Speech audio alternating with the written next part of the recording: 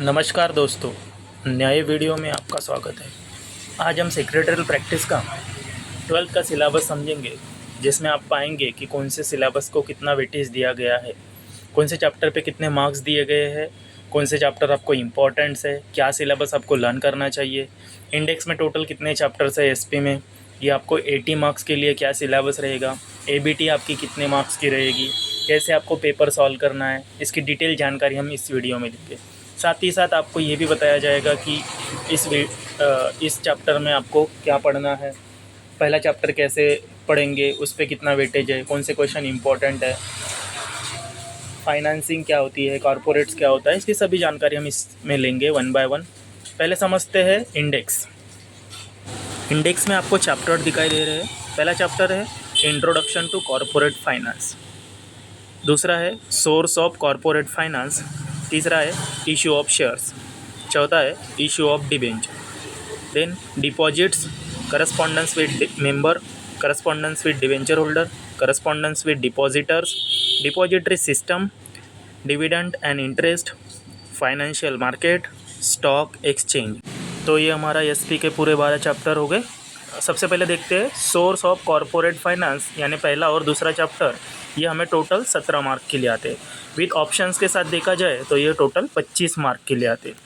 जिसमें हम आगे चलते हैं, कैपिटल राइजिंग करके जो आता है, जिसमें इशू ऑफ शेयर्स आएगा, इशू ऑफ डिवेंचर आएगा और डिपॉजिट्स आएगा। ये 3, 4 और 5 नंबर के चैप्टर जो है टोटल कंपलसरी जो है वो 24 मार्क के लिए आते हैं। अगर वैसे देखा जाए तो ये ऑप्शंस के साथ अगर देखा जाए तो 35 मार्क के लिए आते हैं। फिर correspondence with member, correspondence with debenture holder and correspondence with depositors, ये 6, 7 और 8 नंबर के चैप्टर कुल मिला के 13 मार्क के लिए आएंगे। ऑप्शंस के साथ देखा जाए तो 18 मार्क के लिए आएंगे, जिसमें हमें 5-5 मार्क के तीनों चैप्टर में से, जैसे कि correspondence with member, correspondence with debenture holder, correspondence with deposit, तीनों में से एक एक लेटर आएगा। करस्पॉन्डिंग्स मतलब क्या, लेटर राइटिंग, तो इसमें हमें लेटर सॉल्व करना पड़ेगा। फिर आगे चलते हैं डिपॉजिटरी सिस्टम, ये 9वें नंबर का चैप्टर है हमारा, जिसमें हमें टोटल 7 मार्क का सिलेबस आएगा। कुल मिला के ऑप्शन के साथ देखें तो 11 मार्क के लिए आएगा। उसके बाद payment of dividend and interest 10वें नंबर का चैप्टर है, जो कि अलग से आएगा हमें टोटल 9 मार्क के लिए। ऑप्शंस के साथ देखा जाए तो 13 मार्क के लिए आएगा, ठीक है। उसके बाद फाइनेंशियल मार्केट, जिसमें 11 और 12 नंबर का चैप्टर दिया गया है, जिसमें हमें स्टॉक एक्सचेंज पढ़ना है और फाइनेंशियल मार्केट पढ़ना है। तो ये हमें टोटल 10 मार्क के लिए आएगा। विद ऑप्शंस के साथ देखा जाए तो 14 मार्क के लिए आएगा। टोटल 80 मार्क का सिलेबस हमारे पेपर में आएगा, जो हमें बोर्ड में सॉल्व करना है। और ऑप्शन के साथ देखा जाए तो 116 मार्क के लिए हमें पूरा पेपर आएगा। उसमें से हमें 80 मार्क के कंपलसरी क्वेश्चन सॉल्व करने हैं, जो कि हम एक के बाद एक समझेंगे। उसके बाद आपका 20 मार्क का एप्लीकेशन बेस्ड टेस्ट होता है, जिसको शॉर्टकट में ABT कहते हैं, एप्लीकेशन बेस्ड टेस्ट, जो कि हमारा 20 मार्क्स का होने वाला है। उसमें हम क्या करेंगे कि आपकी कॉलेज में ही एग्ज़ाम होती है, जिसमें आपको 20 मार्क के ऑब्जेक्टिव्स आएंगे, जिसमें फिलिंग द ब्लैंक्स हो सकता है, मैच द पेयर्स हो सकता है, ट्रू और फॉल्स हो सकता है, वन वर्ड्स हो सकता है, और भी ऑप्शंस दिए हैं इसमें। में टोटल 8 प्रकार के ऑप्शंस दिए, 8 में से कोई भी 4 आपको बोर्ड के एग्ज़ाम के लिए प्रिपेयर करके चलना है। इस प्रकार से अपना सिलेबस है। सबसे पहले समझते हैं पहले चैप्टर का इंट्रोडक्शन। चैप्टर का नाम ही है introduction to corporate finance. Introduction यानी क्या, जानकारी, इंफॉर्मेशन लेना, किसकी, तो कॉर्पोरेट फाइनेंस की। तो सबसे पहले कॉर्पोरेट यानी क्या, कॉर्पोरेट यानी कोई कंपनी, कोई बिजनेस, कोई फर्म, कोई ऑर्गेनाइजेशन या कोई ऐसी संस्था जो ग्रुप ऑफ पीपल द्वारा चलाई जाएगी। और कोई भी बिजनेस करना हो तो आपको पता ही है उसमें फाइनेंस लगने ही वाला है। फाइनेंस का मीनिंग होता है कैपिटल, यानी पैसा, फंड। तो जिस किसी कंपनी को फाइनेंस की ज़रूरत होती है, वो कैसे अपना फाइनेंस कलेक्ट करेगी, यानी कॉर्पोरेट फाइनेंस क्या होता है, कहाँ से लाया जाता है, कौन इसके डिसीजंस लेता है, फाइनेंसिंग डिसीजन क्या होता है, इन्वेस्टिंग डिसीजंस क्या होता है, जिसका मीनिंग क्या होगा, इंपॉर्टेंस क्या होगा, कैपिटल की रिक्वायरमेंट कैसे होती है, यानी फिक्स कैपिटल क्या होता है, वर्किंग कैपिटल क्या होता है, कैपिटल स्ट्रक्चर कैसे बनाया गया है, जिसकी डेफिनेशन क्या है, कंपोनेंट्स क्या है, और सबसे आखिरी में हम यहाँ पे डिस्टिंग बिटवीन देखेंगे फिक्स कैपिटल और वर्किंग कैपिटल का। उम्मीद है आपको इंट्रोडक्शन टू कॉर्पोरेट फाइनेंस ये टाइटल समझ में आया होगा। दोबारा समझा देता हूँ। इंट्रोडक्शन यानी जानकारी, इन्फॉर्मेशन, किसकी, तो कॉर्पोरेट फाइनेंस की। कॉर्पोरेट का मतलब क्या होता है, कंपनी या बिजनेस या कोई फर्म या ऑर्गेनाइजेशन जिसका मतलब होता है ग्रुप ऑफ पीपल कोई एक्टिविटी करने वाले हैं, बिजनेस करने वाले हैं, जहाँ से उन्हें प्रॉफिट चाहिए। और ऑब्वियसली कोई भी बिजनेस करना हो तो सबसे पहले वहाँ पे क्या लगने वाला है, फंड लगने वाला है, पैसा लगने वाला है। वो पैसा कहाँ से आएगा, इसी के लिए हमें ये पहला चैप्टर दिया गया है। तो इंट्रोडक्शन में समझते हैं फाइनेंस का सिंपल मीनिंग पहले समझते हैं। The term finance is related to money and money management, यानी फाइनेंस ये वर्ड केवल मनी, पैसा और पैसे को कैसे मैनेज किया जाएगा इसके बारे में जानकारी देता है। It is related to inflow and outflow of money. Success of any business organization is depend upon efficiency with which it is able to generate and use the fund. इसका मतलब होता है कि कोई भी बिज़नेस का सक्सेसफुल होना उसके पास आने वाले पैसे का वो कैसे इस्तेमाल करते हैं, उसका कैसे से यूज करते हैं और उसी फंड से और कितना पैसा वो जनरेट करते हैं आगे, इसी से उनका सक्सेस डिपेंड होता है। Henry Ford rightly said, money is an arms और लेग, यूज़ इट और लूज़ इट। हेनरी फोर्ड्स ने कहा है कि पैसा चलता भी है और दौड़ता भी है, यानी उसके हाथ भी है और पाँव भी है। अगर आप उसका अच्छे से यूज़ नहीं करेंगे तो वो लूज़ हो जाएगा, यानी कहीं पे भी खर्चा हो सकता है। तो उसको प्रॉपरली अच्छे से बिज़नेस में इन्वेस्ट करना है, जहाँ से हमें प्रॉफिट ज़्यादा से ज़्यादा हो और हमारे खर्चा कम से कम हो। इसलिए हमें फाइनेंस के बारे में जानकारी होना बहुत ज़रूरी है।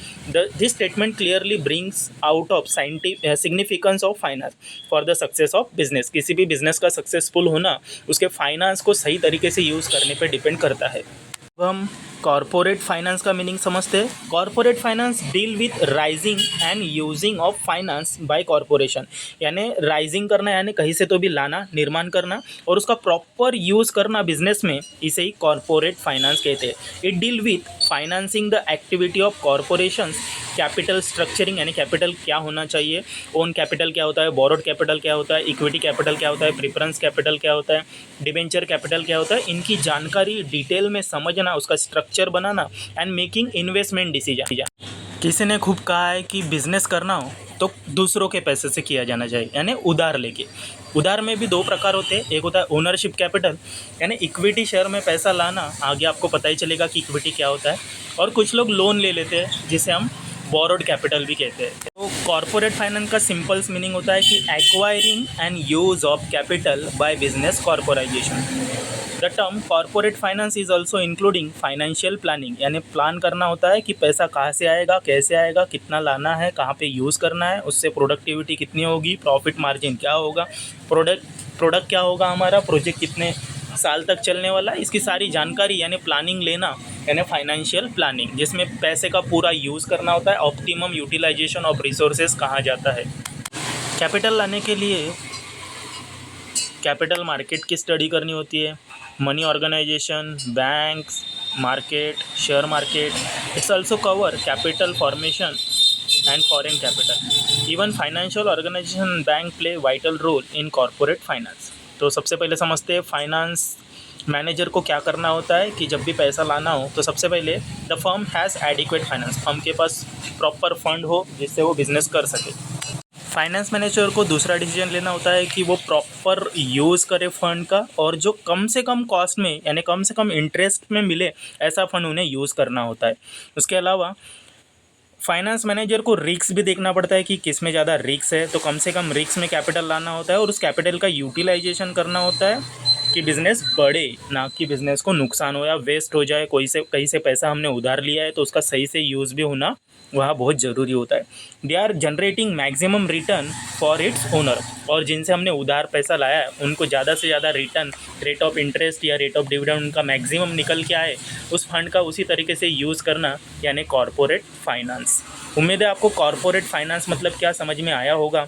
अब हम दो प्रकार के डिसीजंस यहाँ पे समझेंगे। किसी भी बिज़नेस में फाइनेंस मैनेजर होता है वो सबसे पहले फाइनेंसिंग डिसीजन लेता है। क्या होता है फाइनेंसिंग डिसीजन का meaning? The business firm has access to capital market to fulfil its financial need, यानी किसी भी कैपिटल मार्केट में एंटर होना। वहाँ से मल्टीपल चॉइस होती है उनके पास, सोर्स कौन सा सोर्स में हमें फाइनेंस कलेक्ट करना है। Firm can choice whatever it want to raise equity capital और डेप कैपिटल। इक्विटी यानी ओनरशिप कैपिटल होता है, डेप कैपिटल यानी उधार में पैसा लाना। Firm can ever options for bank loan, उनके अलावा भी बैंक लोन एक ऑप्शंस होता है, पब्लिक डेप होता है, डिबेंचर होता है, etcetera to raise a fund.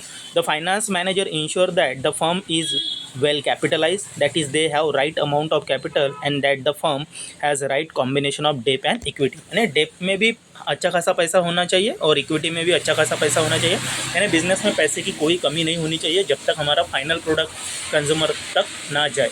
जब भी हमें मार्केटिंग करनी होती है, सेल्स करना होता है, तो पैसे का पूरा यूज़ करना होता है। वहाँ पे छोटे मोटे जो भी खर्चा होते हैं वो फाइनेंसिंग डिसीजन लेने से पहले हमें कितना पैसा चाहिए होगा इसका कॉस्ट निकालना होता है। अप्रॉक्सीमेटली अंदाजे हम पता कर लेते हैं कि हमें इतना पैसा चाहिए होता है फ्यूचर में, तो हम उतना पैसा मार्केट से उधार ला सकते हैं, जो कि हम इक्विटी में भी ला सकते हैं और डेट में भी ला सकते हैं। तो फाइनेंसिंग डिसीजन का मतलब होता है कि पैसा कहाँ से लाना है, कौन से मार्केट से लाना है, इक्विटी में लाना है या डेट में लाना है। इसके अलावा होता है इन्वेस्टिंग डिसीजन। अब इन्वेस्टमेंट का मतलब होता है कि जो पैसा हमने मार्केट से उधार लाया है, अब वो पैसा हमारे बिजनेस में लगाना। बिजनेस में लगाना यानी इन्वेस्टमेंट करना, जिसमें हम मशीनरी खरीद सकते हैं, प्रोडक्ट खरीद सकते हैं, प्रोडक्ट बेचना होता है, उसकी वेयर हाउसिंग करनी होती है, मार्केटिंग करनी होती है, एडवर्टाइजिंग करनी होती है। इन सब पे जो पैसा खर्चा होगा तो प्रॉपर यूज़ करना फंड का और उससे मैक्सिमम रिटर्न जनरेट करना, यानी इन्वेस्टिंग डिसीजन। तो once the business firm has gain access to capital, एक बार बिजनेस को पैसा मिल गया, the finance manager has to take a decision regarding to use of fund in a systematic manner so that they will bring maximum return for its owner. जिनसे वो पैसा लाया है उनको मैक्सिमम रिटर्न वापस करना होता है, तो उसके लिए पैसे का ज़रूरी होता है कि सही से यूज़ किया जा सके। For this the firm has to take into consideration of cost of capital.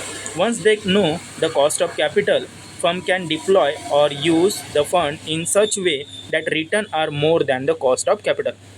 यानी पैसा ऐसी जगह पे ही लगाना चाहिए बोलते कि जहाँ से मैक्सिमम रिटर्न निकल सके। तो मैनेजर को बहुत एक्सपीरियंस होता है कंपनी चलाने का, तो वो प्रॉपरली बिजनेस में देखते हैं कि कहाँ पे पैसा लगाया जा सकता है, मार्केट का डिमांड क्या है, ट्रेंड क्या है, उसकी कॉस्ट क्या आएगी, हमने कितना पैसा लाया है, उसके ऊपर मैक्सिमम 15% 20% रिटर्न निकलेगा क्या, या उससे ज़्यादा निकलता है तो बहुत ही अच्छा है।